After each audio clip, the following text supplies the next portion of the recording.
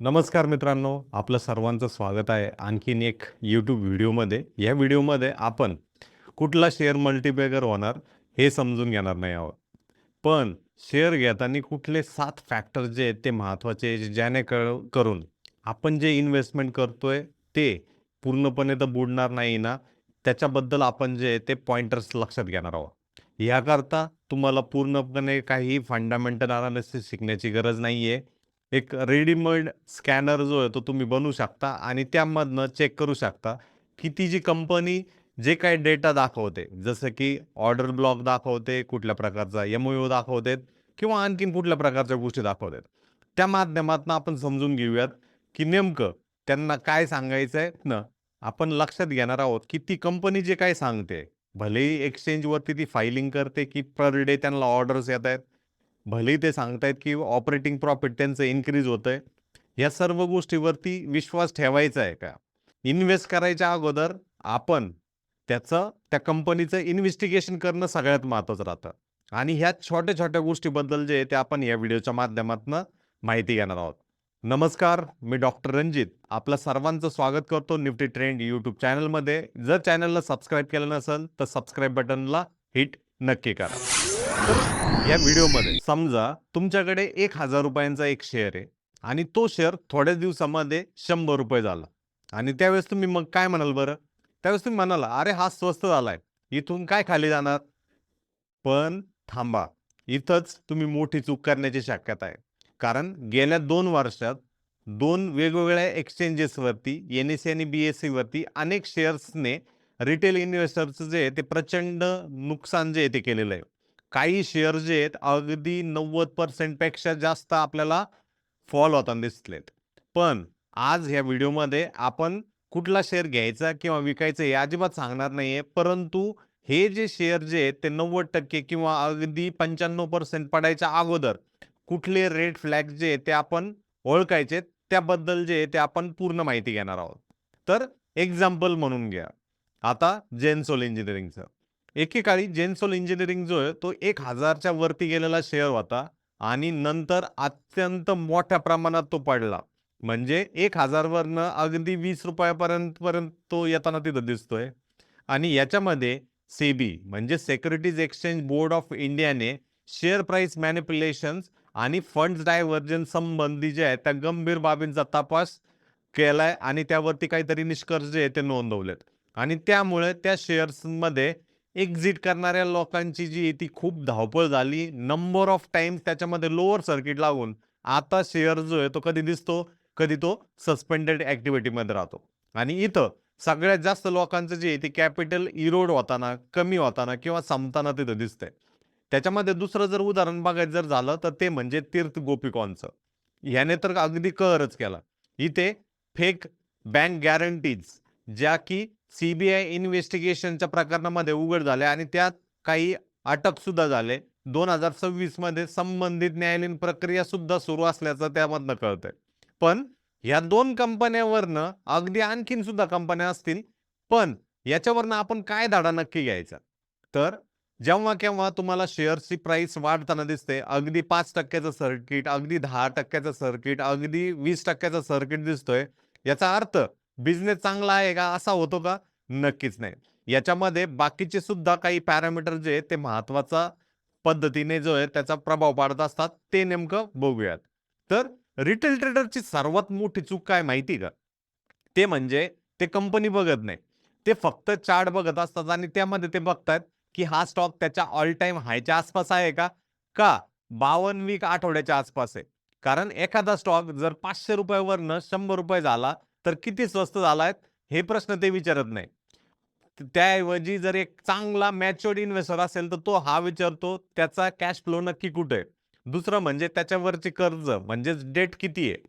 त्याबरोबरच प्रमोटर जो आहे काही प्लेजिंग करतोय का? काही बायिंग त्याच्यामध्ये ओपन मार्केटमधनं करतोय का? त्याबरोबरच जे काही माल त्यांनी विकलाय त्याच्यातली त्यात त्यांचा काही रिसिव्हबल्स आहेत का? प्रॉफिट जो होतोय, पण तो बॅलन्स शीटवरती कॅशच्या प्रमाणामध्ये तिथं दिसतोय का? का कॅशच उपलब्ध नाहीये? आणि त्याच्याबरोबरच ऑडिटर जो की कंपनीचा मुख्य ऑडिट करणारा प्लेयर आहे, तो नक्की काय सांगतोय हे लक्ष ठेवणं महत्त्वाचं तिथं ठरत असतं. याबरोबरच कंपनीच्या अनाउन्समेंटमध्ये जर तुम्हाला वारंवार मोठ्या ऑर्डर्स, एम-ओ-यूज तुम्हाला दिसत आहेत, पार्टनरशिप दिसत आहेत, पण त्याचा पैसा हा त्याच्या बॅलन्स शीट्समध्ये, फायनान्शियल स्टेटमेंट्समध्ये जर दिसत नसेल, तर थांबा.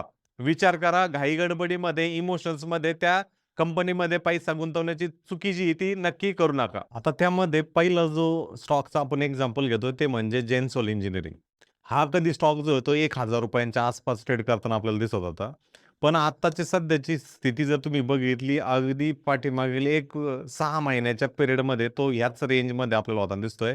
म्हणजे पास्ट 5 वर्षात याच्यामध्ये 98.75% डिप्रिशिएशन जातंय. मग हे जे रिलेटेड पार्टी ट्रान्झॅक्शन जे आहेत, ते कशा पद्धतीने ओळखायचं ते बघूयात. ह्या जेनसोलच्या बाबतीत काय झालं माहिती आहे? यांनी सरकारी कंपन्यांकडनं कर्ज घेतलं जवळ-जवळ 950 ते 990 कोटी रुपयांच्या आसपास. पण तो पैसा कंपन्यांमध्ये गुंतवण्याऐवजी त्या किमतीचं, त्या प्राईसचं जे आहे ना, तिथं घोळ त्यांनी केला आणि तो पैसा जो आहे तो पर्सनल प्रॉपर्टीज वगैरे खरेदी करण्यासाठी गेला.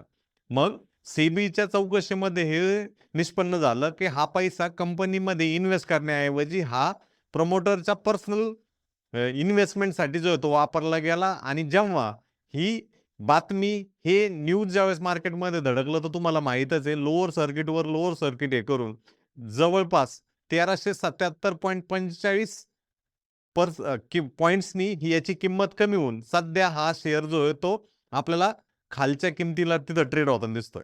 यातनं एकच गोष्ट लक्षात येते, प्रमोटर जेव्हा त्याच्या रिलेटेड पार्टीज बरोबर किंवा सोबत वारंवार जर व्यवहार करत आहे, तर नक्कीच हा एक नंबरचा रेड फ्लॅग नंबर 1 आहे आणि अशा जर गोष्टी घडत आहेत, तर ह्याकडे रिटेल ट्रेडरची इन्व्हेस्टमेंट म्हणून आपण लक्ष देणं सगळ्यात महत्त्वाचं. ते दुसरा जो महत्त्वाचा रेड फ्लॅग ठरतो तो म्हणजे प्रॉफिट वाढतोय, पण कॅश फ्लो जो आहे तो वाढत नाही. प्रॉफिट पेपरवरती आहे, परंतु ऑपरेटिंग कॅश फ्लो जो आहे तो सतत कमजोर आहे. ही एक धोक्याची घंटी. आता हे कसं आहे, हे एकदम डिटेलमध्ये समजून घेऊयात. जेव्हा-केव्हा एखादी कंपनी सांगते, की बाबा विक्री केली आहे आणि त्या विक्रीवरती आम्हाला जो आहे तो प्रॉफिट झालाय.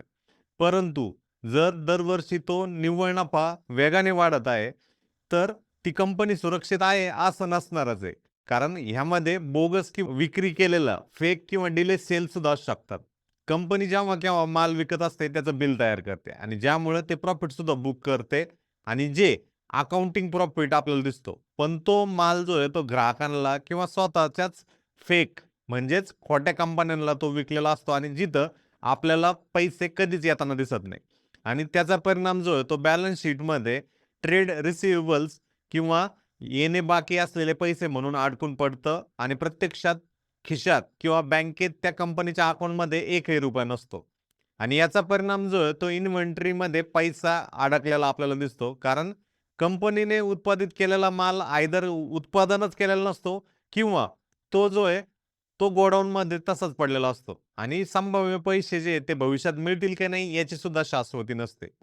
म्हणजे अशा प्रकारची प्रकरणं जेव्हा केव्हा मार्केटच्या समोर येतात, तेव्हा ऑडिटर्सला किंवा मार्केटला असं समजतं की कंपनीच्या नफ्याच्या पाठीमागं खोटा कॅश फ्लो असतो आणि तेव्हा इन्व्हेस्टर्समध्ये घाबरट येऊन शेअर्स जे आहेत ते सरळ कंपनीच्या किमतीमध्ये 50 ते 90 पट घट येते. याच्यामध्ये आपल्याला प्रामुख्याने कुठल्या प्रकारामधल्या किंवा कुठल्या सेगमेंटमधल्या कंपन्या दिसू शकतात ते बघूयात. याच्यामध्ये इन्फ्रास्ट्रक्चर आणि ई-पी-सी ज्या की स्थिती काय असते, या कंपन्यांना सरकारकडनं किंवा मोठ्या प्रोजेक्ट्सचे कॉन्ट्रॅक्ट जे आहे ते भेटत असतात आणि या कंपन्यांचे बिलिंग जे आहे ते करून ते प्रॉफिट बुक करतात. पण सरकारकडून किंवा क्लायंट्सकडून ते पैसे मिळायला त्यांना महिने किंवा काही वर्ष लागत असतात.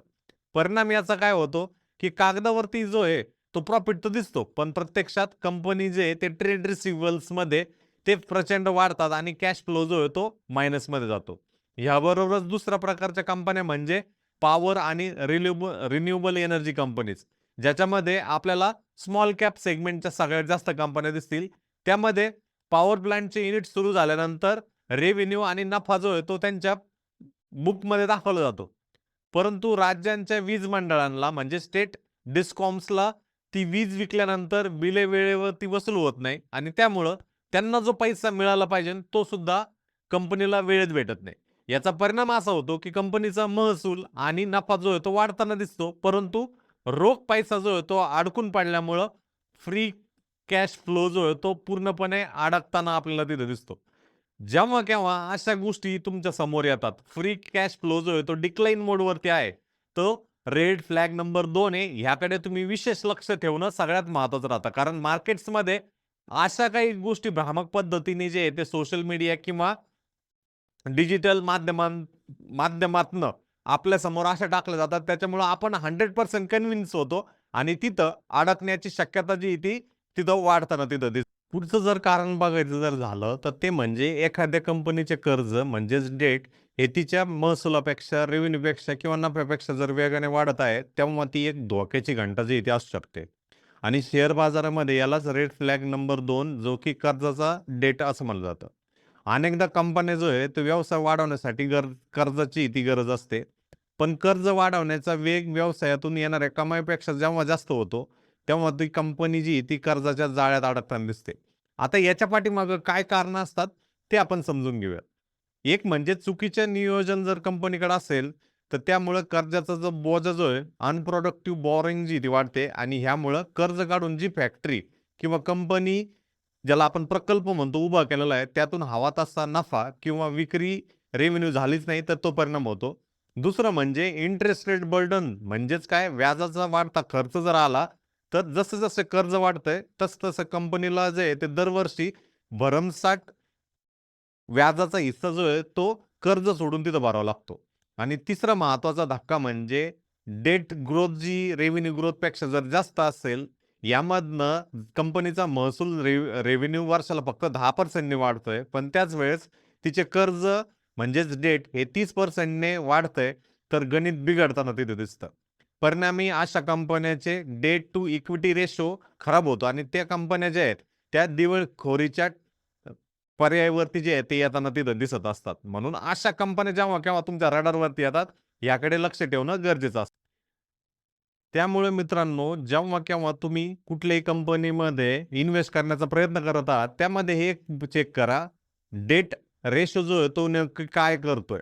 कारण पुढच्या वेळेस कुठलाही शेअर तुम्हाला ज्यावेळेस घ्यायचा आहे, त्या बॅलन्स शीट्समध्ये नक्की उघडा आणि त्यामध्ये तपासा कंपनीवरती एकूण किती कर्ज आहे? कंपनीचा डेट टू इक्विटी रेशो जो आहे तो सुरक्षित मर्यादेत म्हणजेच 1 पेक्षा कमी आहे का? आणि कंपनीचे जे कर्ज जे आहे ते सतत जर वाढत असेल, तर त्याच्या स्टॉकपासनं दूर राहणंच उत्तम. आणि ह्याबरोबरच एखाद्या कंपनीचं कर्ज जेव्हा त्याच्या नियंत्रणाबाहेर जातं ना, त्यावेळेस ती कंपनी जी आहे ना, वेळेवरती हप्ते भरू शकत नाही आणि त्यावेळेस ती डिफॉल्ट करण्याच्या कगारावरती म्हणजेच कर्जबाजारी किंवा दिवाळखोरीच्या कगारावरती येते. तेव्हा क्रेडिट रेटिंग एजन्सी जी आहे ना, त्या कंपनीचं रेटिंग जे आहे ते अपग्रेडवरनं डाउनग्रेड करते आणि ही बातमी जेव्हा केव्हा मार्केटमध्ये धडकते, त्यावेळेस गुंतवणूकदारांमध्ये घबराट पसरते आणि यामुळंच जवळपास शेअर जो आहे तो 70% ते 90% आपल्याला डाऊन होताना दिसतो. आत्तापर्यंत तुम्ही इन्व्हेस्टमेंट करताना अशा प्रकारच्या पॅरामीटरवरती इक्विटी टू डेट रेशो बघितलाय की नाही? तो व्हिडिओच्या ह्या कमेंट बॉक्समध्ये नक्की सांगा. पुढचा जो पॉइंट आहे तो म्हणजे काय? रिसिव्हल्स वाढली, पण पैसे कंपनीच्या बँक खात्यामध्ये आले का? हे बघणं गरजेचं आहे. कारण फक्त कागदावरती विक्री दाखवली, अशा वेळेस ते खोटी किंवा कागदपत्री नोंद म्हणजे सेल झाला असं दाखवलं जातं. ज्याच्यामुळं कंपनीची जी आहे ती उलाढाल सुद्धा वाढते. पण प्रत्यक्षात तो माल जो आहे तो ग्राहकांना किंवा स्वतःच्याच शेल कंपन्यांना विकला जातो आणि ज्याचे पैसे जे आहेत ते कधीच परत करत नाही. आणि हा सर्व पैसा जो आहे तो बॅलन्स शीटमध्ये ट्रेड रिसिव्हल्स म्हणून अडकतो. खिशात कॅश नाही, पण no real cash but cash flow असं सिच्युएशन होते. कंपनी जी आहे ती बिझनेस वाढवण्याच्या नादात लोकांना माल देते, ज्यांचं क्रेडिट वर्थनेस जी ती चांगली नसते किंवा स्वतःच्याच शेल कंपन्यांना तो माल दिलेला असतो. ज्याच्यामुळं ग्राहकांनी पैसे दिल्याशिवाय कंपनींचा दैनंदिन खर्च, कामगारांचे पगार किंवा कर्जांचे हप्ते जे आहेत ते वाढवता येत नाही. जेव्हा-केव्हा रिसिव्हेबल ग्रोथ ही सेल्स ग्रोथपेक्षा जास्त असते, तो सर्वात मोठा धोका असतो आणि हा रेड फ्लॅग नंबर 4 आहे. कारण अशा कंपनीची विक्री भलेही 10% नी वाढत आहेत, पण ग्राहकाकडनं येणारे पैसेच जर अडकून पडत असतील ना, तर कर्जाचे हप्ते कंपनी जी ती कशी फेडू शकते, हा सुद्धा एक विचार करण्यासारखा प्रकार तिथं असतो. म्हणून जेव्हा ऑडिटर्स आणि सेबी अशा कंपन्यांचे खाजगी व्यवहार जेव्हा उघड करतात ना, तेव्हा उधारी वसूल न झाल्यामुळं स्टॉकमध्ये पडझड होण्यामध्ये मोठ्या प्रमाणामध्ये जो आहे ना, तो खाईमध्ये ढकलताना तिथे दिसतो. त्याच्यामुळं जेव्हा केव्हा रिसिव्हल्स वाढत आहेत ना, थोडासा रेड फ्लॅग जो आहे ना, तिथं क्रिएट होतो आणि त्याची आपण चौकशी करणं सुद्धा महत्त्वाचं तिथं असतं. आता इथं बघा, कंपनीचा सेल जो आहे तो 2017 पासून 2023 पर्यंत अगदी 49,000 कोटीवरनं तो डायरेक्टली 1,25,000 करोडच्या आसपास तिथं जातोय. परंतु त्याच वेळेस जर तुम्ही रिसिव्हल्स इन करोड जर बघितले, तर ते वाढताना तिथे दिसतंय. हा जर तुम्हाला सिच्युएशन तुम्ही ज्या घेतलेल्या शेअरच्या स्टॉकमध्ये जर असं जर दिसत असेल, तर अशा वेळेस तुम्ही तिथं थोडंसं थंड व्हा, थोडंसं थांबा. आणखीन त्याच्या कंपनीच्या रिसिव्हेबल्सबद्दल जी ती माहिती घ्या आणि त्यानंतरच गुंतवण्याचा प्रयत्न करा. कारण अशी जर सिच्युएशन जर तिथे येत असेल, तर नक्कीच एक मोठा रेड फ्लॅग जो आहे तो तिथं असू शकतो. आणि तिथं तुमचे पैसे बुडण्याची शक्यता जी आहे ती वाढताना तिथं दिसत असते. पुढचा जो सर्वात महत्त्वाचा फ्लॅग जो आहे ना, तो म्हणजे प्रमोटर प्लेज. प्लेज म्हणजे काय? तुमचे जे वस्तू ज्या आहेत त्या गहाण ठेवणे. आणि ह्या पर्टिक्युलर केसमध्ये एखादी कंपनी स्टॉक मार्केटमध्ये NSE किंवा BSEवरती लिस्टेड आहे. परंतु तरीसुद्धा प्रमोटर जर त्याचे जे शेअर जे आहेत, तो गहाण ठेवून काही जर कर्ज जर घेत असेल, डेट जर घेत असेल, तर नक्कीच ती एक चिंताजनक गोष्ट आहे. कंपनीची सिच्युएशन जी आहे, ती एकदम परफेक्ट सिच्युएशनच्या हिशोबाने जर कन्सिडर करायचं जर झालं, तर कमीत कमी जे आहे ते कर्ज त्याच्यावरती असणं गरजेचं आहे किंवा त्यांना जर कॅपॅसिटी एक्सपान्शन करायचं आहे, नवीन ठिकाणी जमीन, प्लांट सेटअप करायचं, नवीन मशिनरीज घ्यायचं, त्यावेळेस ठीक आहे. परंतु त्याची जी इक्विटीचा जो फ्लो जो आहे, डायल्युटेड इक्विटी जी आहे, त्याच्यापैकी अलॉट झालेले शेअर जर तो कुठल्याही फायनान्शियल संस्था किंवा बँक्स बरोबर जो तो गहाण ठेवतोय, तर तो रेड फ्लॅग आहे आणि अशा कंपनीमध्ये इन्व्हेस्ट करण्यापेक्षा आणि आपला वेळ आणि पैसा वाया घालण्यापेक्षा त्याला ॲज अ रेड फ्लॅग म्हणून कन्सिडर करणं सगळ्यात महत्त्वाचं तिथं ठरत असतं आणि हा पॉइंटर तुम्ही स्टॉक मार्केटमध्ये तुम्हाला शॉर्ट टर्म किंवा लाँग टर्ममध्ये शेअर्समध्ये गुंतवायचे आहेत. तुम्हाला तुमचे पैसे वाढवायचे असतील, तर त्या केसमध्ये प्रमोटर प्लेसकडे सुद्धा लक्ष ठेवणं तेवढंच महत्त्वाचं ठरत असतं. पुढचा जो रेड फ्लॅग आहे तो म्हणजे सतत मोठे-मोठे अनाउन्समेंट. आता ह्या सतत मोठे-मोठे अनाउन्समेंट म्हणजे काय? एखादी मोठी ऑर्डर भेटली, एखादं मोठं MOU झालं किंवा एखाद्या ठिकाणी एक्सपान्शन करून राहिले. सतत आपल्याला कळतं की पहिल्या दिवशी त्यांना 500 करोडची ऑर्डर भेटली होती. दुसऱ्या दिवशी जी ती 2200 करोडची ऑर्डर भेटली. आणि न्यूज पोर्टल्स किंवा सोशल मीडियावरती असं कळतं की कंपनीचं मार्केट कॅपिटल फक्त 300 करोडचं आहे आणि ऑर्डर भेटली 4000 करोडची. तर तो सगळ्यात मोठा रेड फ्लॅग आहे. अशा रेड फ्लॅगमध्ये कंपनीमध्ये न अडकता तिथनं दूर राहणं सगळ्यात महत्त्वाचं तिथं ठरत असतं. जेव्हा केव्हा तुम्ही अशा सिच्युएशनला एन्काउंटर होतात, ऑर्डर्स येतायत, MOU येतं किंवा नवीन पार्टनरशिप होतं, परंतु त्याचा परिणाम ॲक्चुअल बॅलन्स शीट्समध्ये, रेव्हेन्यूमध्ये, कॅश फ्लोमध्ये जर तिथं रिफ्लेक्ट होत नसेल, तर हे मोठे-मोठे अनाउन्समेंट म्हणजे मोठा बिझनेस असं नाहीये. त्यामध्ये तुम्ही अडकण्याची, त्याच्यामध्ये तुम्ही गुंतण्याची शक्यता जी आहे ती सगळ्यात तिथं जास्त असू शकते. त्याच्यामुळं अशा सिच्युएशन्सपासून दूर राहणं सगळ्यात महत्त्वाचं राहतं आणि तिथं न अडकता जर तुम्हाला काम करायचं असेल मार्केटमध्ये, तर हे मोठं-मोठं अनाउन्समेंटचं इम्पॅक्ट निअर टर्मच्या रिझल्ट्समध्ये दिसतोय का? हे चेक करत जावा. तर आणि तरच त्याची शाश्वती येते. एल्स ती फक्त एक फेक न्यूज जी तिथं असू शकते आणि याच्यामुळंच मोस्ट ट्रेडरचा पैसा जो आहे, इन्व्हेस्टरचा जो पैसा आहे, तो शॉर्ट टर्म किंवा लाँग टर्ममध्ये आपल्याला अडकताना तिथं दिसत असतो. पुढचा जो महत्त्वाचा रेड फ्लॅग जो आहे ना, बिझनेस बदलला नाही तरीसुद्धा प्राईस जी आहे ती 10x झाली. म्हणजे काय? फिअर ऑफ मिसिंग आउटमध्ये किंवा इमोशनच्या नादी लागून तिथं इन्व्हेस्ट करण्यापेक्षा तिथं चेक करा, की रेव्हेन्यूमध्ये जो आहे तो काही बदल झाला नाहीये. प्रॉफिटसुद्धा ॲज इट इज आहे. कॅश फ्लोसुद्धा ॲज इट इज आहे.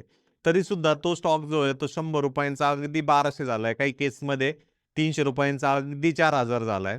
तर त्याच्या पाठीमागे न पळता, फोमोमध्ये एंट्री न करता ते इन्व्हेस्टिगेट करा, की बिझनेस बदलला नाही आणि जर किंमत 10 पट, 15 पट, 20 पट झाली आहे, म्हणजे ती एक संशयाची सुई जी आहे, एक प्रचंड प्रमाणामध्ये जी ती तयार करताना तिथं दिसू शकते आणि तिथं आपल्यासारख्या नॉर्मल, कॉमन रिटेल ट्रेडरचा पैसा डुबण्याची शक्यता जास्त होते आणि वाढण्याची शक्यता जी आहे ती अगदी 0 होते.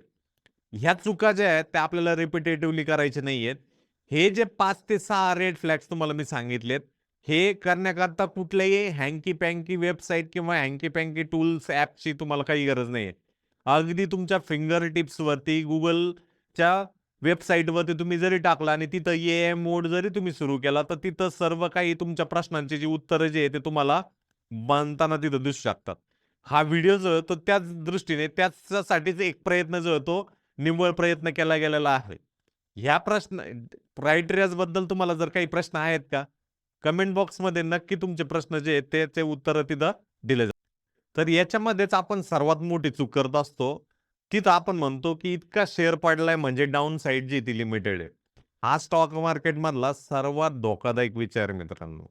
कारण ₹100 स्टॉक अगदी 100 जरी झाला किंवा 50 जरी झाला, तो स्वस्त आहे असंच नाही. कारण तो 100 वरनं 50, 50 वरनं 20 आणि 20 वरनं अगदी 5 किंवा 0.5 सुद्धा होऊ शकतो. प्राईस कमी होते म्हणजे रिस्क कमी झाली नाही. तर कधी-कधी प्राईस 90% पडतो कारण बिझनेसचा रिस्क जो आहे तो 90% नाही. तर त्यापेक्षा कितीतरी मोठा असतो. त्यामुळं किंमत किंवा प्राईस जी ती आपल्याला पडताना दिसते. ह्याकडे लक्ष ठेवा.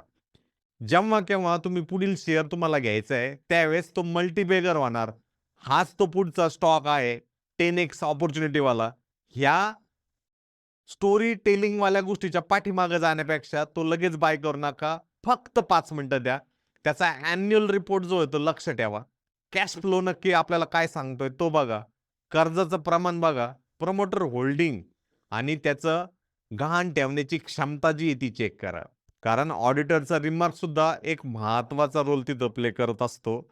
याबरोबरच एक्सचेंजवरती वेळोवेळी काय डिस्क्लोजर दिलेत आणि रेग्युलेटरी ॲक्शन त्यांच्यावरती पाठीमागील 5 वर्षात, 10 वर्षात काय झालंय ते बघणं सुद्धा गरजेचं आहे. कारण स्टॉक मार्केटमध्ये ना मोठा पैसा कमावण्यापेक्षा मोठा पैसा गमावू न देणे सगळ्यात महत्त्वाचं राहतं. आता या व्हिडिओमधला एकच पॉइंट लक्षात ठेवा. ते म्हणजे काय? स्वस्त स्टॉक जे आहे ते शोधू नका. सुरक्षित बिझनेस जे आहे ते शोधा. आणि जर तुम्हाला वाटत असेल, की हा व्हिडिओ एखाद्या रिटेल ट्रेडरला मोठं नुकसान होण्यापासून वाचवू शकतो, तर हा व्हिडिओ जो आहे तो त्यांच्यापर्यंत नक्की शेअर करा. कारण स्टॉक मार्केटमध्ये एक चुकीची खरेदी जी आहे ते पैसे कमी करू शकते. पण संपूर्ण चुकीची माहिती जी आहे ती तुमचं कॅपिटल जे आहे ना झिरो करू शकते. इन्व्हेस्ट करा, पण त्या अगोदर इन्व्हेस्टिगेट करा. आणि या चॅनलवरती प्रथमतः आला असाल, तर चॅनलला सबस्क्राईब नक्की करा. तुमचं काय मत आहे व्हिडिओच्या कमेंट बॉक्समध्ये नक्की कमेंट करा. याबरोबरच जर तुम्हाला म्युच्युअल फंड्स किंवा लाँग टर्म इन्व्हेस्टमेंट किंवा इंट्राडे ट्रेडिंगसाठी ट्रेडिंग आणि डीमॅट खातं, म्युच्युअल फंडचं खातं जर ओपन करायचं असेल, तर त्याची लिंक व्हिडिओच्या डिस्क्रिप्शन बॉक्समध्ये मी दिली आहे. कमेंट बॉक्सला सुद्धा मी पिन केलेली आहे. त्या लिंकवरनं तुमचं ट्रेडिंग आणि डीमॅट खातं जे की पूर्णपणे मोफत आहे, ज्यामध्ये फ्री डिलिव्हरी ट्रेडिंग म्हणजे शून्य ब्रोकरेज चार्ज डिलिव्हरी ट्रेडिंगसाठी आणि त्याबरोबरच म्युच्युअल फंड सुद्धा डायरेक्ट म्युच्युअल फंड्स कुठल्याही प्रकारचे इनडायरेक्ट म्युच्युअल फंड्स तुम्हाला तिथं नसणार आहे थर्ड पार्टीचे ते तुम्हाला इथं उपलब्ध असतील. त्याची लिंकद्वारे तुम्ही ट्रेडिंग आणि डीमॅट खातं जे आहे ते खोलू शकता. तोपर्यंत काळजी घ्या. धन्यवाद.